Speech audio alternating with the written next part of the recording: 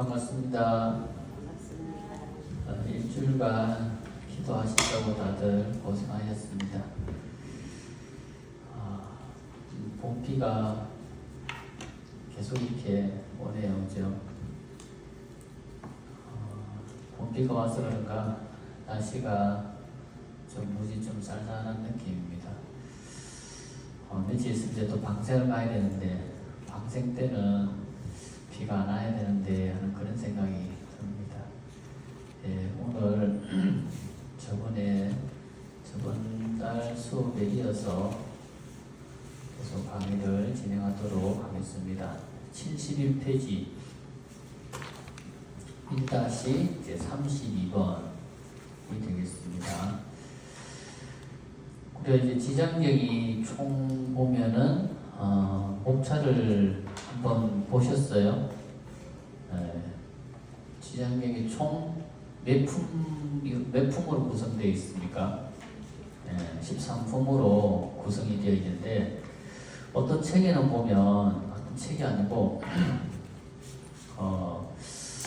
이제 대만의 어떤 스님은 이제 이렇게 이야기하는 분도 있어요.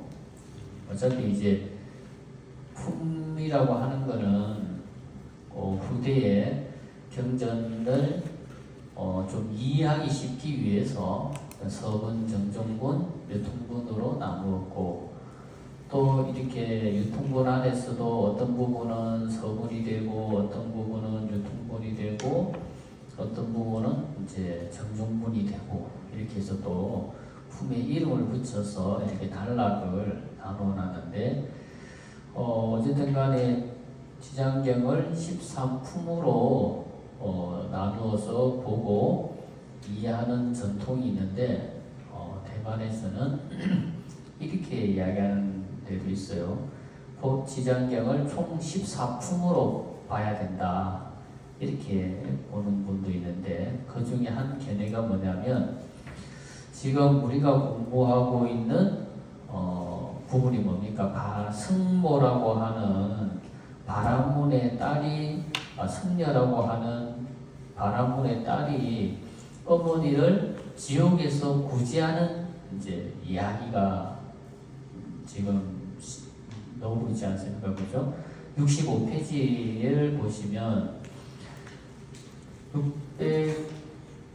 650페이지 65페이지 페이지 65페이지인데 그 65페이지의 내용을 보면 64페이지로 보는 게 더 맞겠다. 그죠? 64페이지 1-27번부터 1-27번부터는 그러니까 여기까지는 도리천궁 신통품으로 보고 지금 1-27번 이 부분부터 승려가 나와서 승려라고 하는 바람문이 어머니를 지옥에서 구제하는 이야기 이 이야기부터는 바람문녀가 어머니를 지옥에서 구제하는 품이다 이렇게 봐야 된다 이렇게 이야기하는 분도 계세요. 그래서 바람문 구모품 그러니까 바람문의 딸이 어머니를 지옥에서 구제하는 품 이렇게 보면은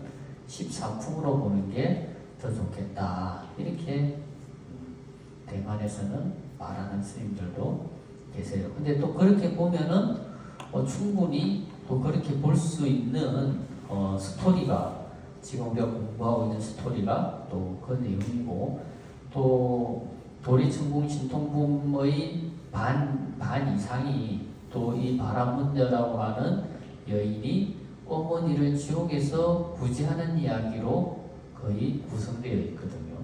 그래서 이걸 두 가지로 나누어서 도리천궁 신통품 안에 바람문녀 구모품 어머니를 지옥에서 구제하는 품 이렇게 볼 수도 있다. 이렇게 한번 생각하고 보시면 좋겠습니다. 그래서 지금 이 부분은 바람문녀라고 하는 여인이 어머니를 지옥에서 구제하는 이야기다. 이렇게 보시면 될 것 같습니다. 그래서 1-32번 부처님의 이실력으로 지옥을 유람하는데 누가? 바라문의 딸이 지옥을 유람하는데 꿈속에서 영혼이 지옥으로 가서 유람을 한다. 지옥을 유람하면서 직접 어패를 보고서 부처님의 가르침을 받아서 행가원을 세우다.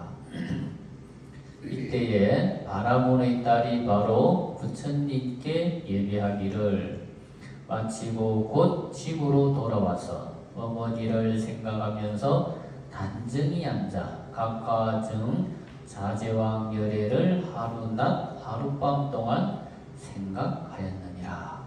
생각한다라는 것은 다른 말로 한보다 부처님을 생각한다는 말이잖아요. 그죠? 이게 뭡니까? 염불이라고 하는 말의 의미가 우리가 이제 염불이라는 말을 많이 쓰잖아요. 그죠? 뭐 우리는 뭐 염불이라는 말을 너무 많이 이렇게 혼합해서 사용을 해요. 스님이 기도를 하면 스님이 참 염불을 잘한다. 뭐 이렇게도 쓰고. 원래는 이제 정확한 의미로 치면 우리가 부처님을 고요히 앉아서 부처님을 바라보면서 부처님의 명호를 생각하거나 부처님의 거룩하신 32상 80종의 모습을 생각하거나 이걸 이제 우리는 염불이라고 하는데 부처님을 생각하고 부처님을 이름을 생각하면서 부처님을 바라보면서 하는 것을 염불이라고 하는데 우리는 그것을 부처님의 경전을 독송하는 것도 염불이다 이렇게 말하는데 정확하게 우리가 말하면 그건 독경이라고 해야 되겠죠, 그죠? 그래서 우리가 뭐 정건하는 것도 염불이다 이렇게 이야기를 하는데 하여튼 염불이라는 말을 우리는 상당히 넓은 의미로 사용을 하고 있다. 그래서 이 구절을 잘 생각하면 이것도 하나의 기도하는 정확한 방식을 우리에게 제시하고 있는 거예요. 단정히 앉아서 각화정 자제왕열애를 하루낮 하룻밤 동안 생각하였다. 이게 바로 염불이다. 그러니까 부처님을 생각하는데 누구를 위해서 생각한다? 어머니를 위해서. 그러니까 우리가 이제 기도할 때 그러면 이제 혼자서 절에 와서 기도할 때나 집에서 기도할 때도 내가 누구를 위해서 기도한다라고 한다면 그 사람을 생각하면서 부처님의 이름을 부처님의 명호를 내가 되뇌이면서 부처님을 생각하면서 기도하는 것 이런 방식도 내가 알 수가 있는 거죠. 그죠? 어떻게 하는 게 기도인지를. 자, 집으로 돌아온 바라문자가 하루낮 하룻밤 동안 부처님을 간절히 생각을 하였다. 여기서 부처님을 생각하기를 하루낮 하룻밤이 지나갈 동안 부처님을 생각하였다라는 말은 1년 3매에 들었다는 말이다. 한 생각이 오로지 부처님을 생각하는 3매에 들었다. 이렇게 보면 되겠어요. 근데 이게 우리가 보면 하루낮 하룻밤이 이게 어떻게 되냐면 제가 어릴 때 처음 출가했을 때 어른 이제 큰 스님들한테 들은 이야기인데 옛날에는 제를 지내면 하루낮 하룻밤을 제를 지냈다라는 거예요.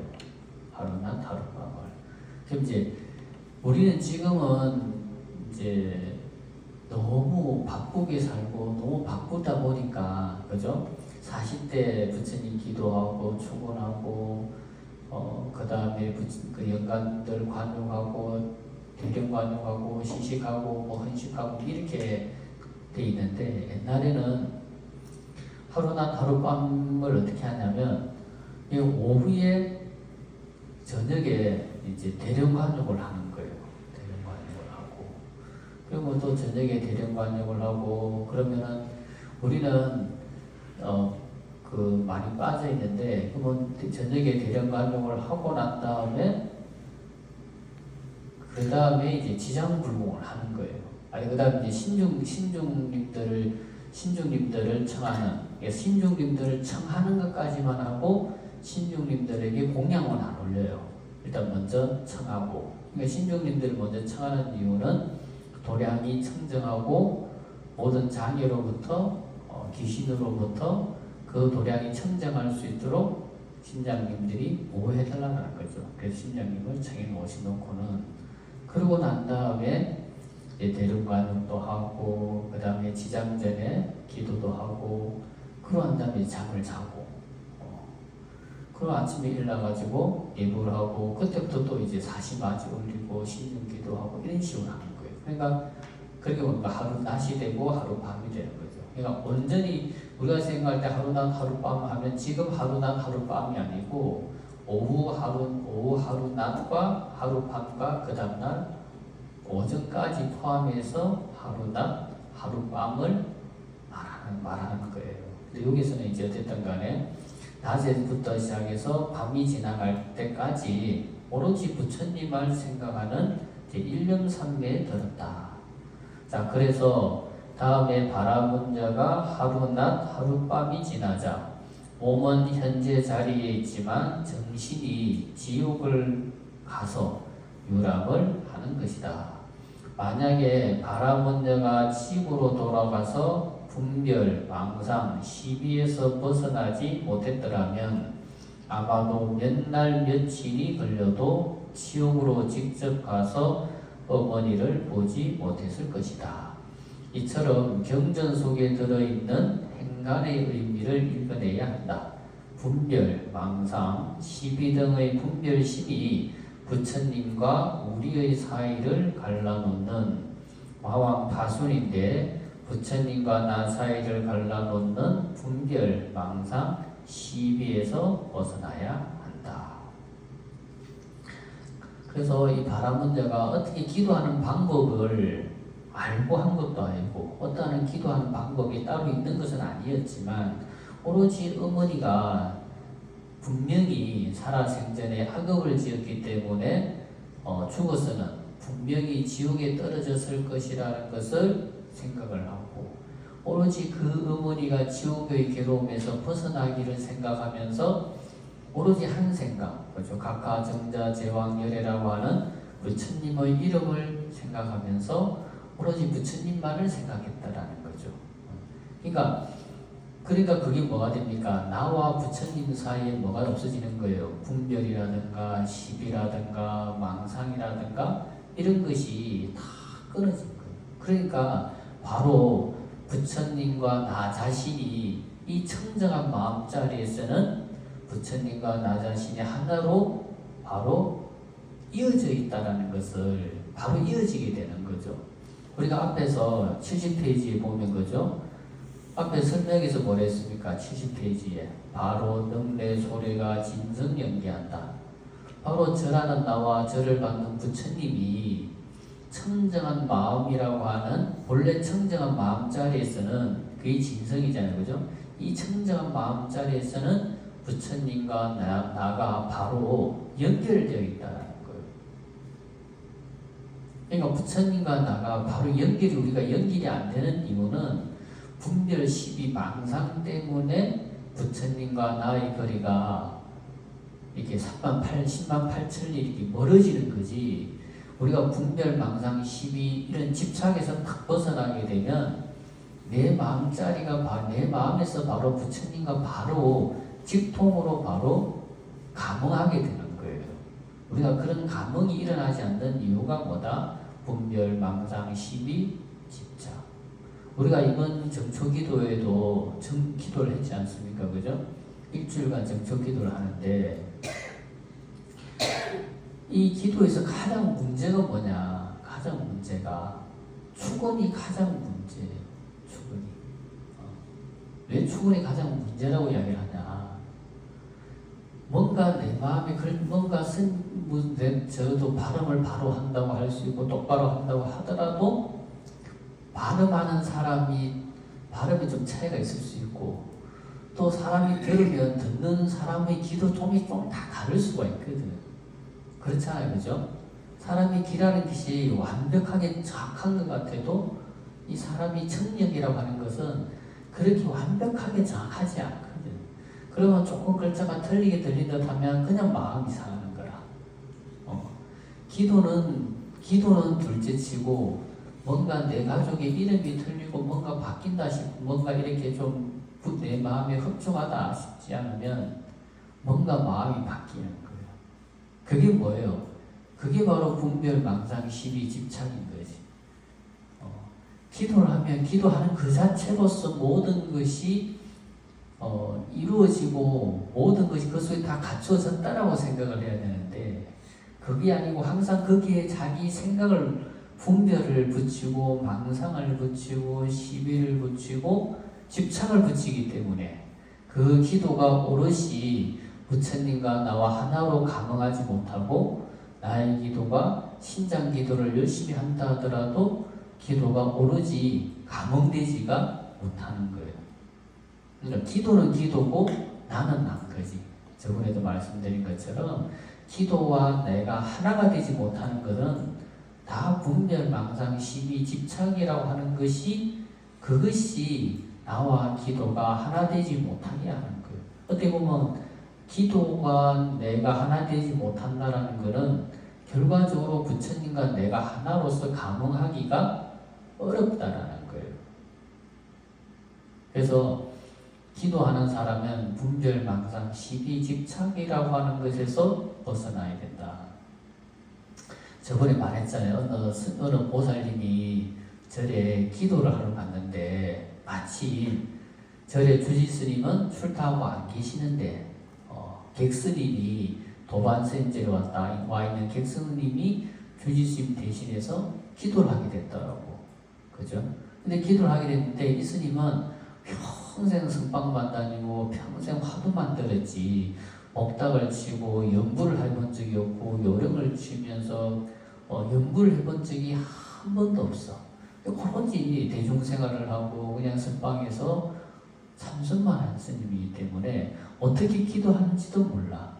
근데 절의 주지스님은 절에 그날 기도가 있는지를 잊어버리고 출타를 했고 객스님은 객으로 갔다가 주지스님 대신해서 이제 기도를 해줘야 되는 입장이 됐는데 자기는 아무것도 할 줄 몰라. 목닥을 칠 줄도 모르고 요령을 흔들 줄도 모르지만 해줘야 되기 때문에 그럼 오로지 그냥 앞산에 그날 가을이었는데 앞산에 단풍이 붉게 이쁘게 물들었더라는 거예요. 그래서 앞산에 단풍도 아름답게 물이 들었더라 이렇게 기도를 했다라는 거예요.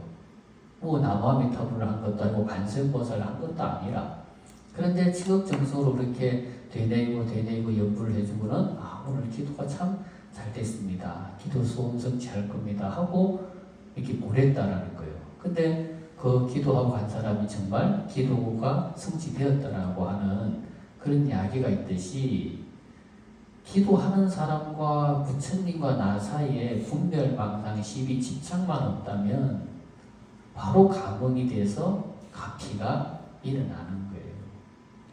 그래서 이 분별, 망상, 시비, 집착이 가장 문제가 되는 게 항상 기도할 때 되면 항상 이 추근이 항상 문제가 되더라.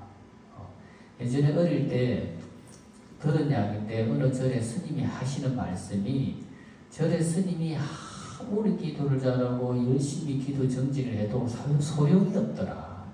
왜 그러냐니까 보살들은 추근만 잘해주면 된대. 스님이 열심히 기도하고 열심히 몇 시간씩 기도를 하고 정진해도 소용이 없더라는 거예요. 추근만 잘해주면 되더라. 추근만 잘해주면 되더라. 뭐 이거 기도를 열심히 하고 오래 하고는 아무 소용이 없더라. 그게 뭡니까? 중생들은 항상 이 분별, 그 다음에 시비, 망상, 이 집착 때문에 기도의 성취가 항상 느린 거예요. 이 바람문자처럼 우리가 저나 여러분들이 이 바람문자처럼 분별, 망상, 시비, 집착만 없이 기도할 수 있다면 내가 바라는 바 원하는 바가 바로 부처님과 바로 감응이 일어나는 거예요. 바로 감응이 일어나는 거예요.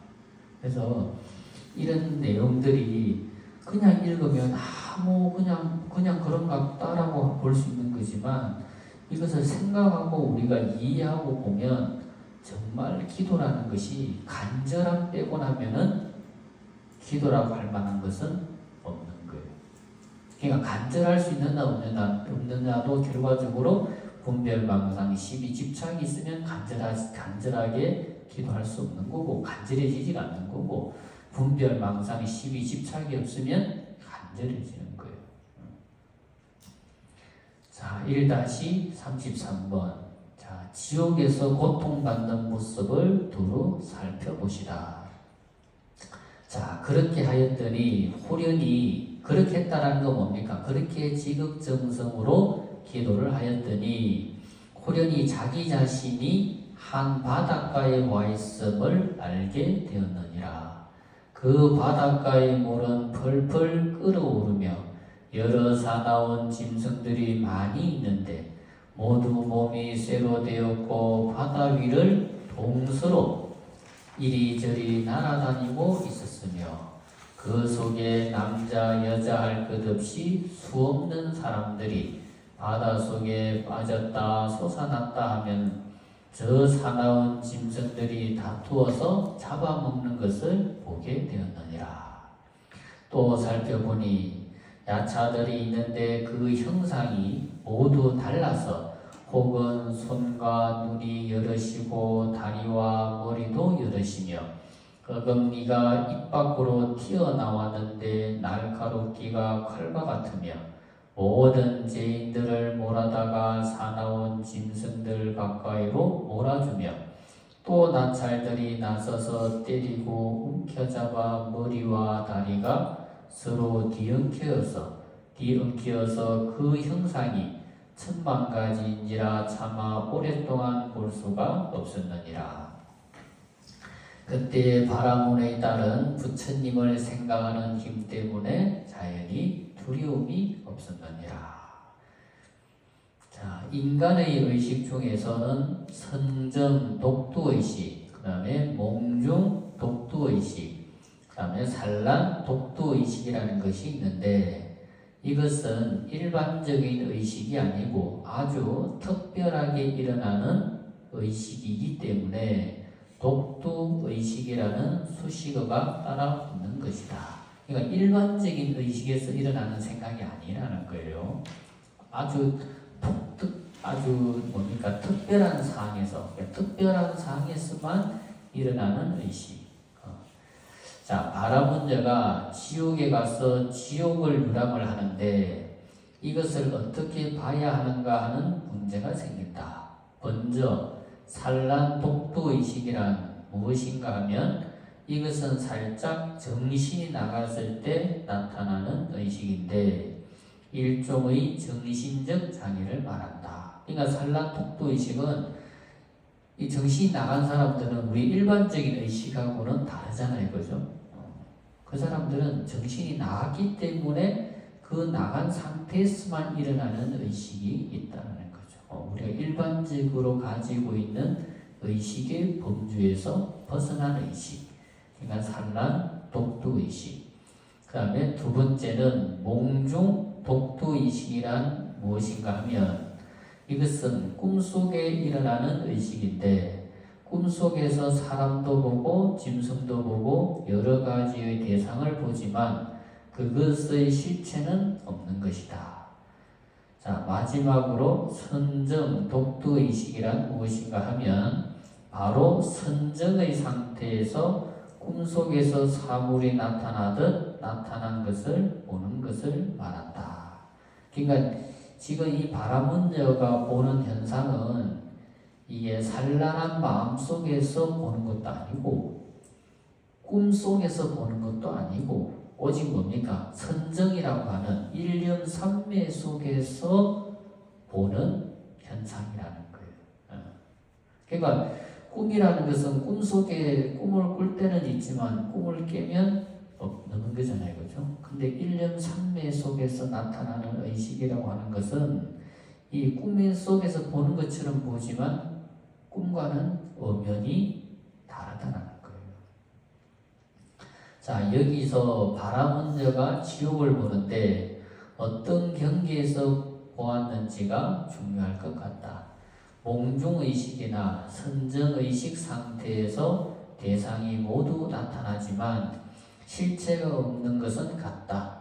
하지만 여기서 우리는 몽중 상태에서 지옥을 보는지 선정 상태에서 지옥을 보는지 구분할 수 있는 중요한 단서가 하나 있다.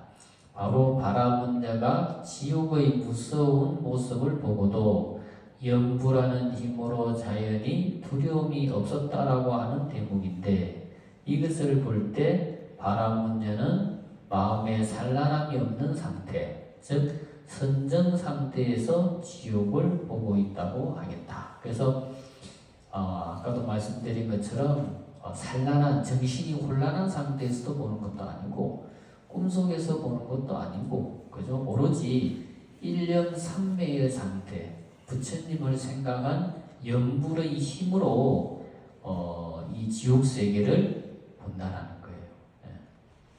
자, 1-34번. 이 말을 또 뒤에 가면 알 수가 있어요. 왜 이게 염불의 힘으로 선정삼매 속에서 보고 있는지를 알 수가 있습니다.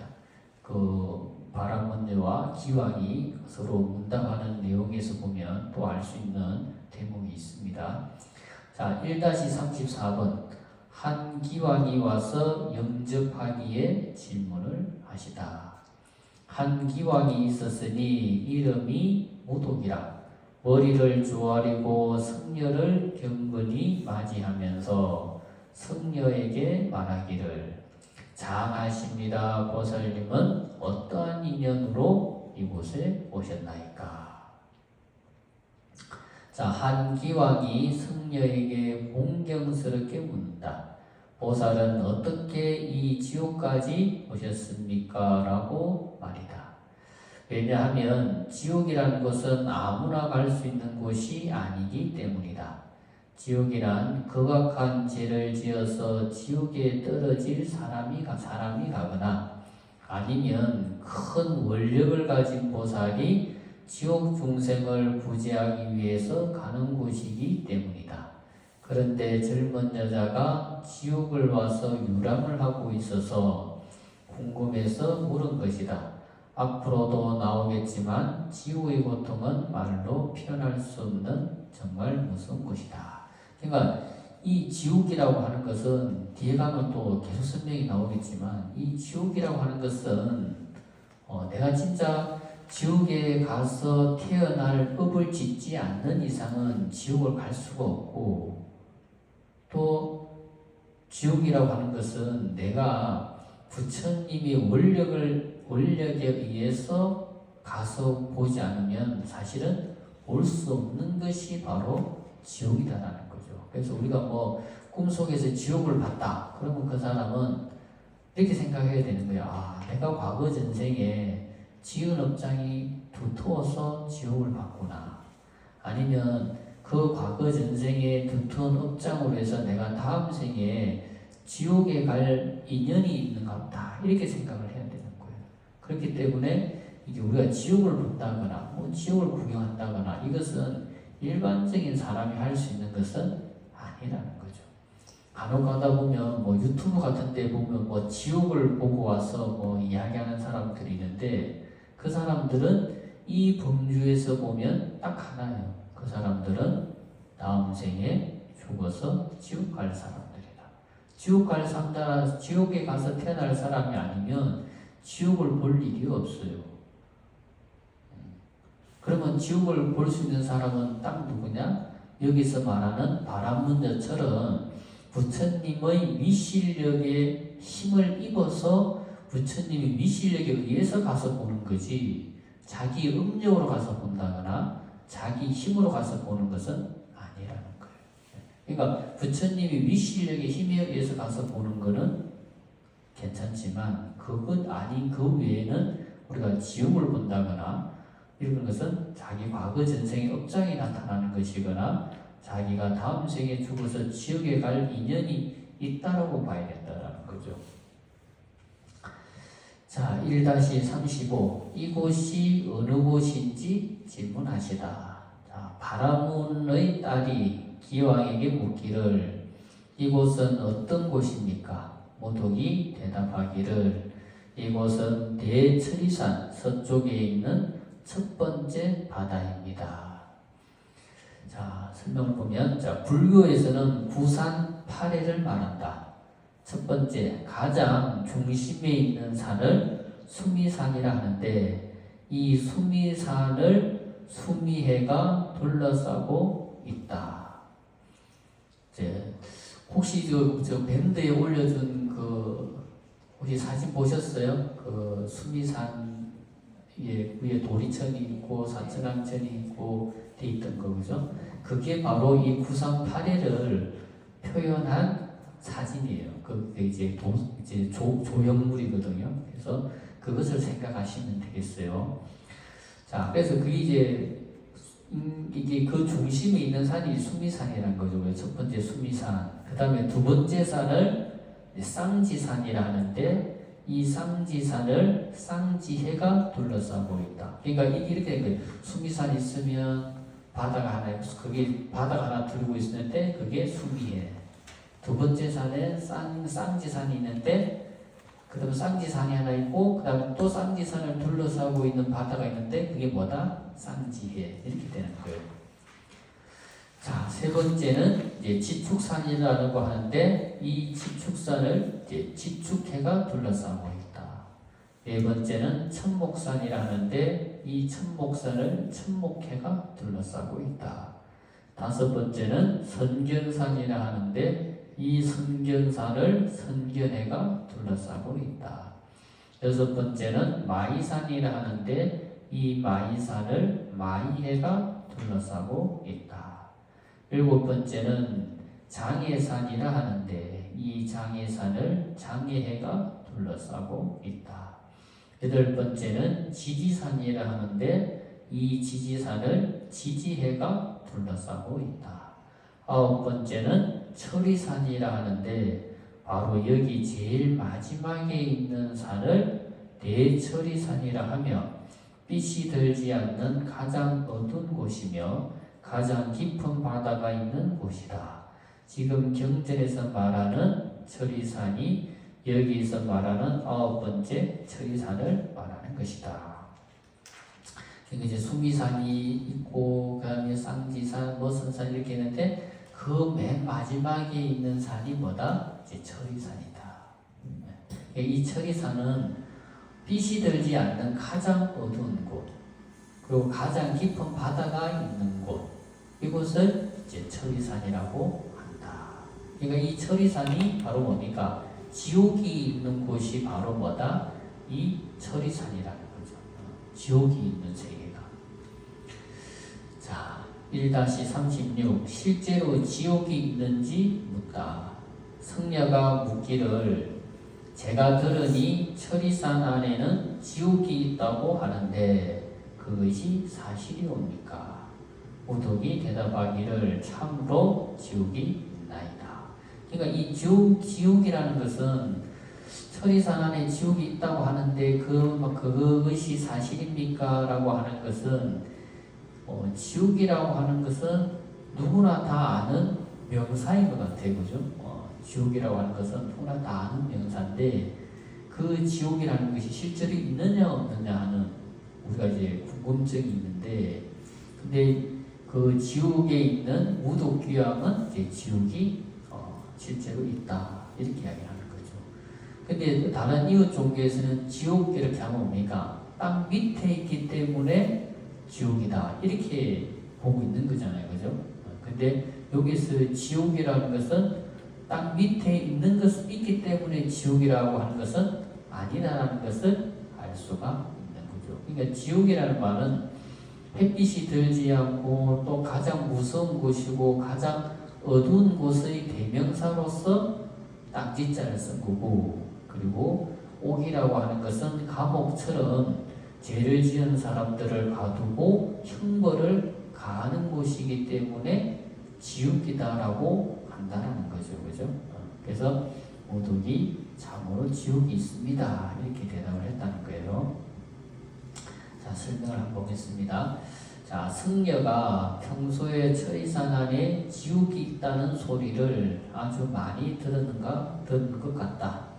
우리도 마찬가지가 아닌가. 수많은 경전에서 인과응보를 말하고 있고 수시로 무시로 듣지만 우리는 인과응보라는 것이 진짜로 있습니까? 아니면 진짜로 지옥이 있습니까? 라고 말한다.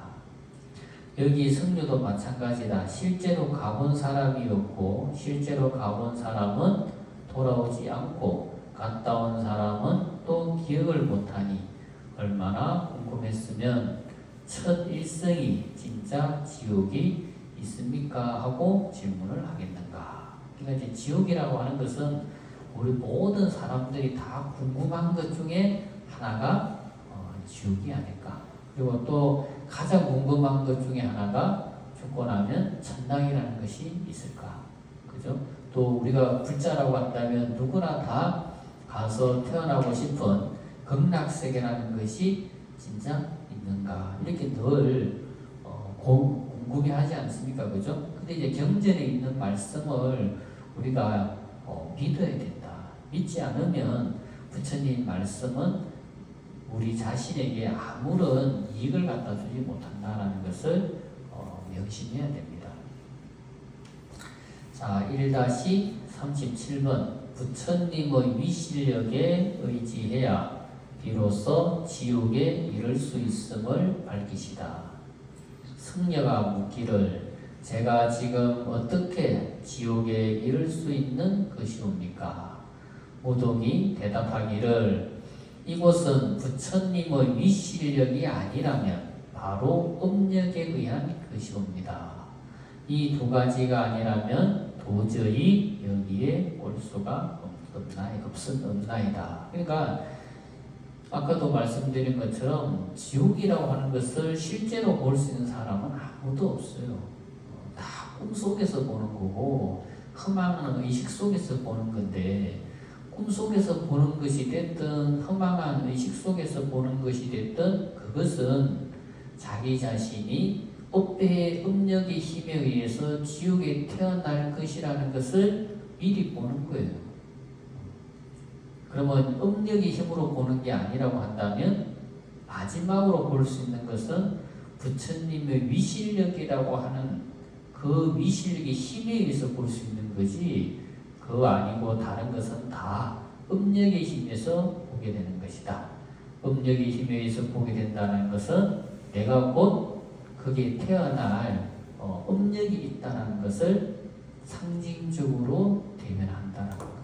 그것도 또 뒤에 가면 그것도 관련된 이야기가 있습니다. 그때도 한번 더 살펴보도록 하겠습니다. 자, 앞에서도 잠깐 언급했듯이 지옥이라는 곳은 중생이 극악무도한 악행을 지어야 갈 수 있는 곳이며 또한 자비 원력보살이 중생을 구제하기 위해서 가는 곳이다.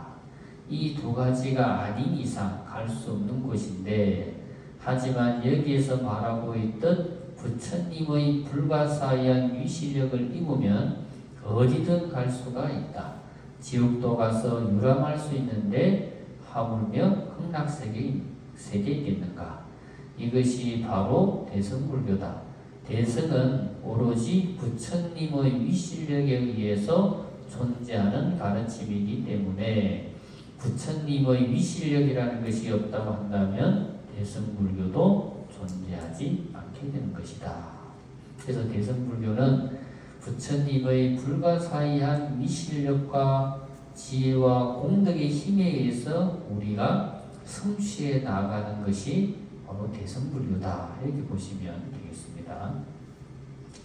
자, 1-38번. 자, 의문나는 것을 질문하다. 성녀가 또 묻기를 이 바닷물은 어떤 연유로 저렇게 펄펄 끓어오르며 많은 죄인과 사나운 짐승들이 있는 것입니까? 무동이 대답하기를 이곳은 연무지에서 악한 짓을 한 중생들 가운데 이제 금방 죽은 사람들로 49일이 지나도록 걷다한 후손도 복을 지어 고난에서 건져주는 일이 없거나 살아있을 때도 착한 인연을 짓는 것이 없다면 부득이 본래 지은 업대로 지옥에 떨어지게 되는데 그때 자연이 이 바다를 먼저 건너게 됩니다. 자, 그래서 우리가 이제 49일이라고 하는 이야기가 제일 처음으로 나왔다, 그죠? 49일 또 49제. 그러니까 49일이라고 하는 것은 후손들이 복을 지어줄 수 있는 가장 뭡니까?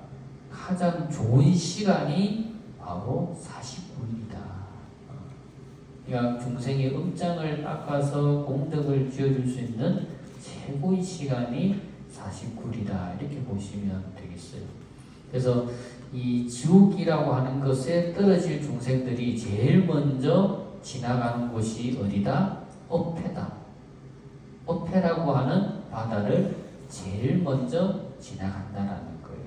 그러니까 지옥 중생들은 죽어서 바로 극악한 자는 바로 죽어서 지옥을 가는데, 극악한 사람들이 바로 죽어서 지옥을 안 간다 하더라도 49일 동안 또 뭡니까? 편하게 재판을 받는 시간이 없는 거예요. 49일 동안에 또 뭡니까?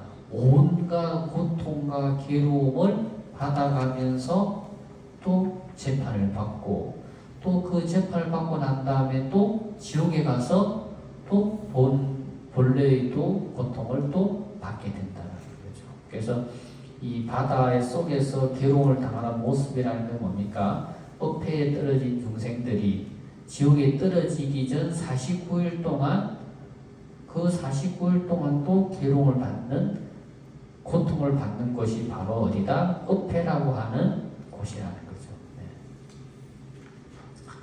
자, 이 바다 동쪽으로, 아까는 서쪽을 향했는데, 그죠? 이 바다 동쪽으로 10만 유순을 지나면 또 하나의 바다가 있는데, 저기의 고통은 여기의 배가 되며, 그 바다 동쪽에 또 하나의 바다가 있는데, 저기의 고통은 다시 여기의 배가 되나이다. 삼업으로 지은 악인을 스스로 받는 곳이기에.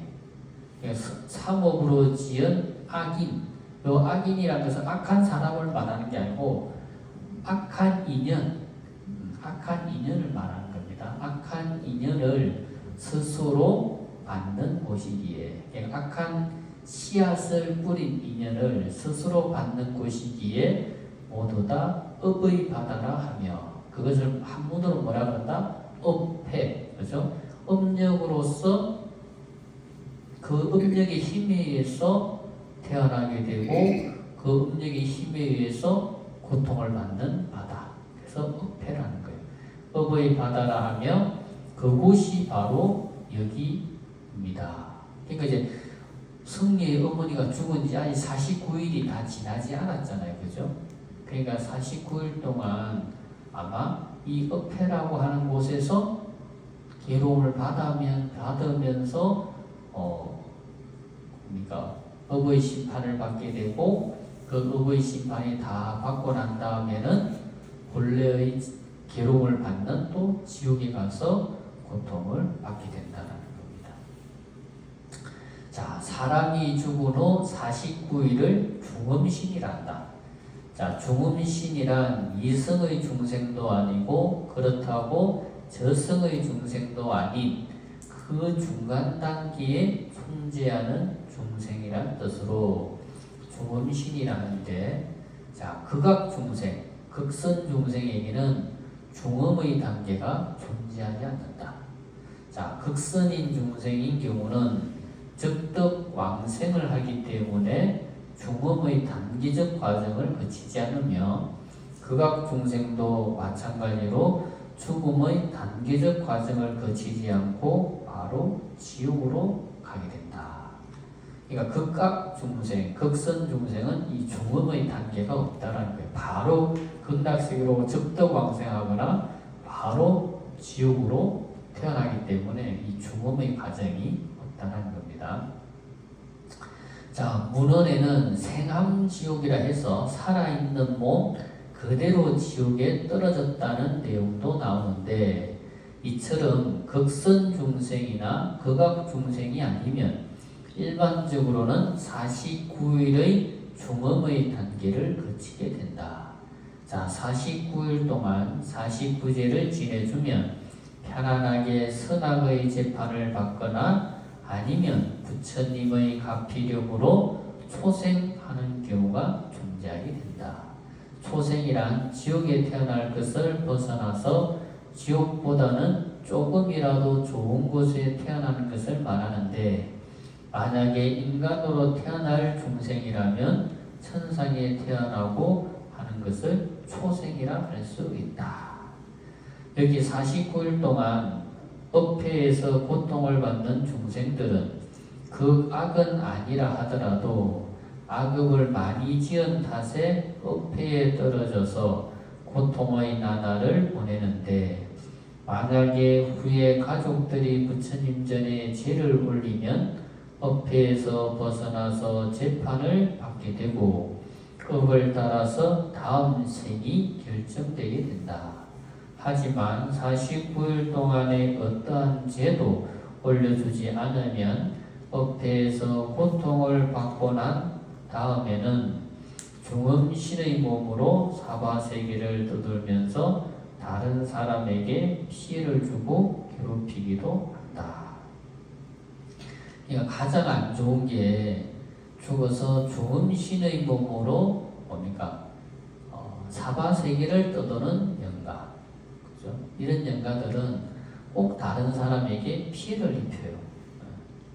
죽어서 지옥을 가든, 죽어서 천상세계에 가든, 죽어서 인간으로 태어나든, 죽어서 축생으로 태어나든 하는 것이 낫지, 죽어서 중음의 세계를 살게 되면 자기 자신도 또 업장을 짓게 되고 또 다른 사람에게도 피해를 주게 되는 거죠. 그래서 뭐 텔레비 같은 데 간혹 보면 빙의 같은 거 나오잖아요. 그죠? 그 빙의 같은 것이 다 뭐냐?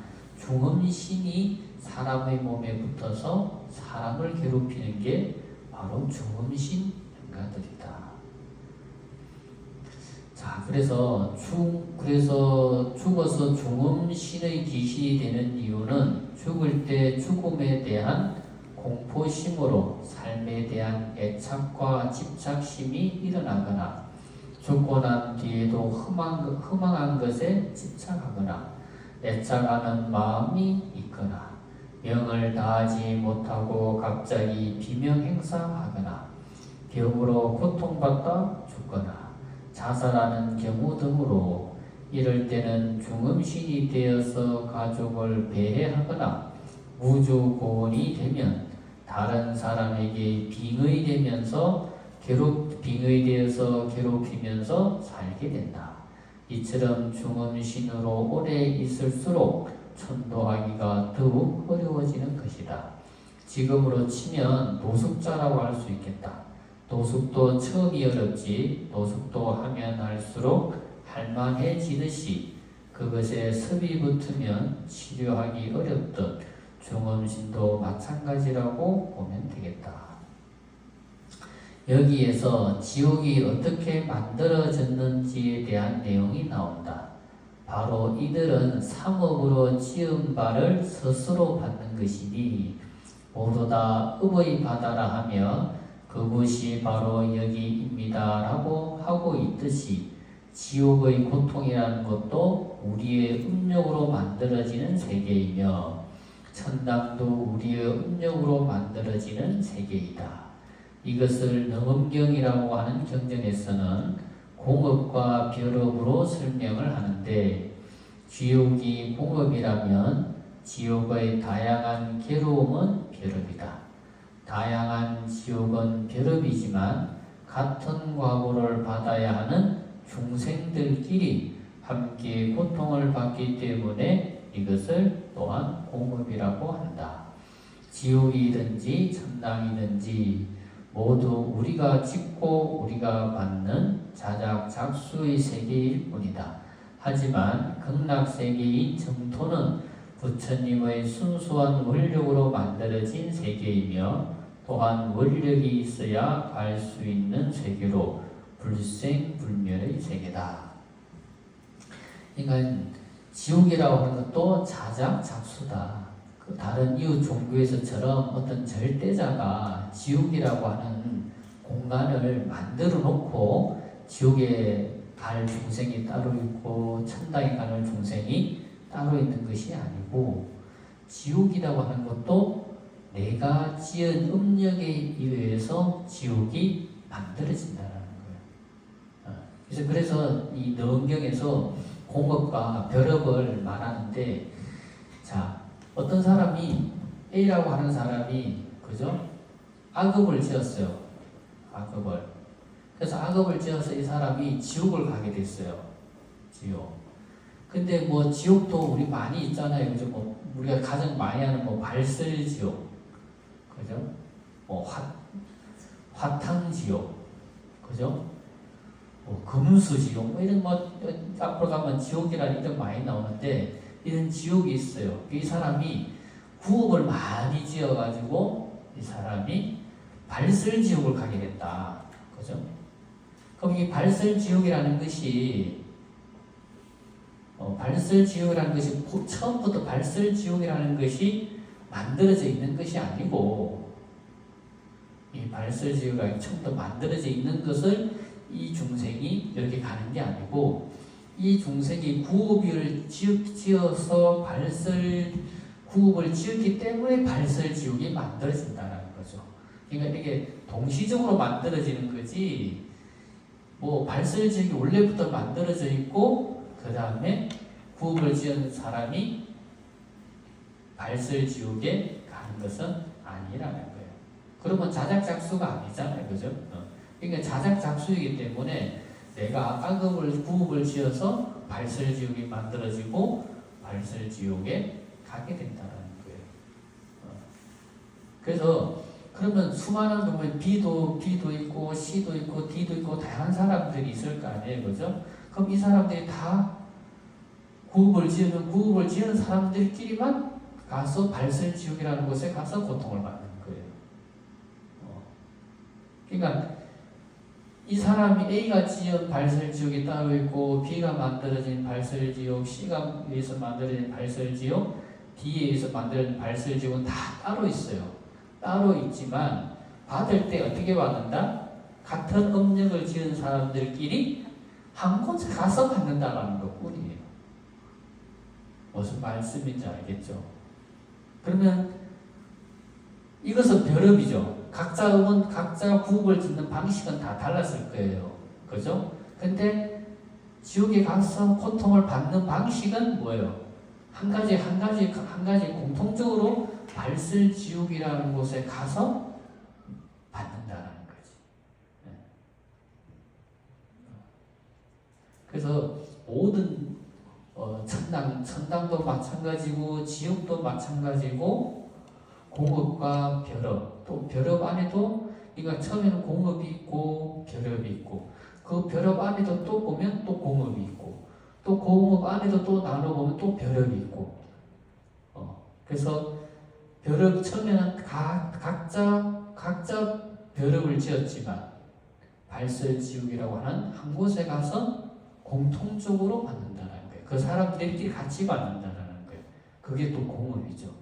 그럼 또 공업 안에서도, 발설지옥 안에서도 또 다양한 그 지옥의 형벌들이 존재하는데, 그 형벌들이 또 지옥 중생들마다 형벌을 받는 방식이 또 다를 거 아니에요, 그죠? 그 다른 이유는 뭐예요? 공업 안에 받는 방식이 다른 건 또 벼럽인 거예요. 그럼 또 그렇게 받아야 될 사람들끼리만 또 함께 뭉쳐가지고 또 같이 받는 거예요. 그래서 공업 중생이라고 하는 것이 불교에서 많이 말하는 게, 공업 중생을 많이 말하는 이유가, 그래서 공업 중생을 잘 만나야 되는 거예요. 우리가 나쁜 업을 짓는 사람을 무리 속에 살면 나도 나쁜 업을 짓게 되는 인연을 맺게 되는 거잖아요, 그죠? 그러니까 선업을 짓는 사람 무리 속에 있으면 나도 선업을 지을 수 있는 인연의 계기를 많이 만들게 되잖아요, 그죠? 그래서 이 공업을 어떻게 짓느냐에 따라서 자기 업, 다음 생에 자기 업을 결정하는데 많은 영향을 이제 받게 되는 거죠. 그래서 이 지옥이라고 하는 것, 천상세계라고 하는 것도 다 내가 지어서 내가 받는 세계다. 뭐 다른 종교에서 말하는 것처럼 지옥이 만들어져 있고 그게 지옥에 태어날 중생들이 정해지는 것은 아니라는 거예요. 자, 여기까지 하고 잠깐 한 10분 쉬었다가 이어서 수업을 시작하도록 하겠습니다.